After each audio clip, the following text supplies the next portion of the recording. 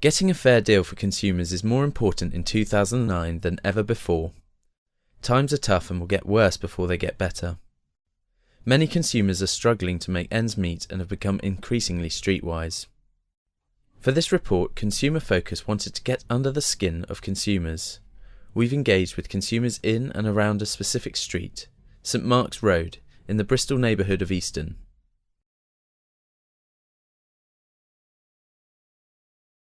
The colour, the vibrancy, the locality of the shops. It's a good location, you've got good shops, good places you can come to eat, and people are just generally friendly, you know what I mean? My name is Abdul Ismail. I'm one of the family members of a family-owned business here in Bristol. It's a grocery shop. There's quite a diversity of people. I mean, you've got all sorts of communities here, like the Somalis, the Pakistanis, Bangladeshis, English, Polish.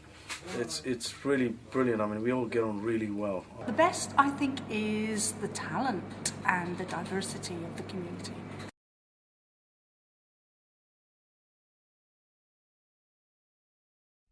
Getting good value for consumers is particularly important in the current economic climate. Few will remember a time when their personal finances have been squeezed so tightly or their employment prospects were so bleak.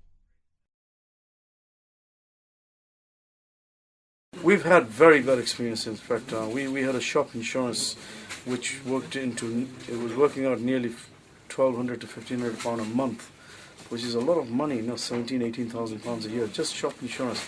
In the end, we found it for a third of the price, and that's because we had loyalty with the company and we thought they were doing us good. But they're in fact ripping you off, and I find that really annoying, you know. But in this particular area, it's really hard to get cash. Well, there's these little machines that you pay for, but otherwise you have to go into town to get money. I think we lose quite a bit of money on our electricity bill. It just seems to be, and our gas bill. It just seems to be extremely high. Because it's important that some companies, especially like gas companies and electricity companies, are kept on a leash, and some people are watching them because they're not very transparent at all. And if there isn't people bugging them, then they can pretty much get away with murder. Like in other countries, they can just charge what they want, and it's only it's only people that push them to do the right thing, makes them do the right things. Till today, I think the banks have misbehaved a bit. But I don't see why they should take it out on small businesses like us. We've got a good relationship with our own bank at the moment, but there are some of my colleagues who are going through a very bad patch. Well, I was waiting for a new car for over 6 weeks, and I kept on going back to the bank branch to get it sorted, and they'll say, yeah, we'll sort it out for you, but it took a long time. So that was quite annoying because I had to go to the bank to withdraw money every day. So sometimes I think the people that you speak to who aren't very high up in the organisation, who aren't very well trained, or who don't earn very much money, sometimes I wouldn't feel that I was listened to by them. But I might ask to speak to a manager. The most inhuman way of dealing, press button number 2 and then somebody comes up and claims he knows the weather or the program that you're watching that evening, and it could be in India.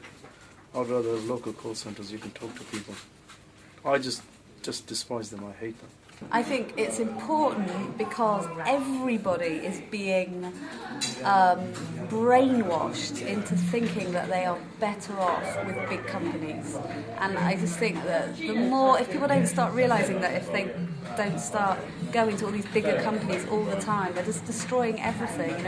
All the sort of individualism of the society is being destroyed. And so I don't think people appreciate the importance of small businesses and individualism.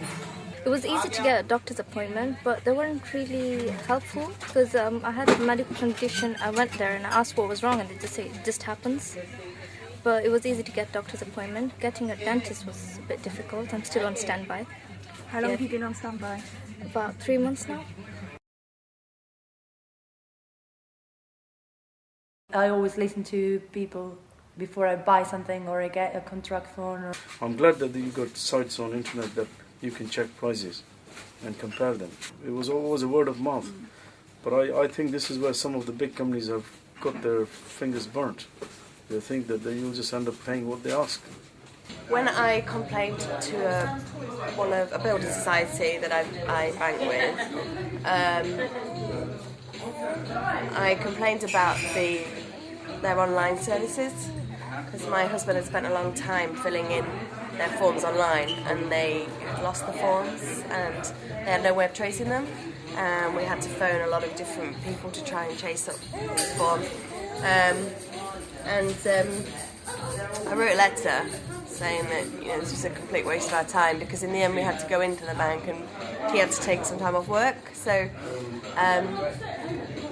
I did get a phone call from the local, the area manager, and he did ask me what did I think would be a fair sort of amount of money for our inconvenience. And yeah, it was good. Because we've got so many choices now that that if you hear a bad report about one bank, you can always check out another bank. Recently, I've just been quoted a car insurance deal, which is better than the deal that I've got at the moment. So I'm kind of like contemplating. Yeah. Consumer Focus is working on 4 campaigns to achieve a fair deal for consumers in 2009. Creating an economy in which everyone can access the essential services they need, and where the poor no longer pay more or get less for their money. Improving customer service and removing unnecessary problems that generate complaints from consumers.